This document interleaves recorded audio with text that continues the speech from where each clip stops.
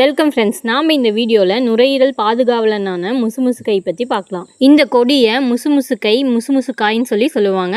இதனுடைய English name bristly bryony Madras pea pumpkin rough பிரையோனி.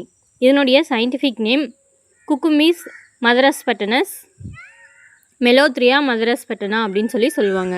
அடிக்கடி சளி பிடிக்கிறது, தொடர்ச்சியாக இருமல் இருக்கிறது, தொண்டை சளி, நெஞ்சு சளி, கோலை, இறைப்புன்னு சொல்லக்கூடிய வீசிங், ஆஸ்துமா, சைனஸ் பிரச்சனையை முசுமுசுக்காய் சரி செய்யுது. முசுமுசுக்காயை ஏன் நுரையீரல் பாதுகாவலன்னு சொல்கிறோம்னா, லங் ஃபெயிலியர், நுரையீரல் செயலிழப்பை தடுத்து ரெஸ்பிரேட்டரி ட்ராக், சுவாச குழாய் மற்றும் லங்ஸில் ஏற்படக்கூடிய வீக்கம், அலர்ஜியை சரி செய்யும்.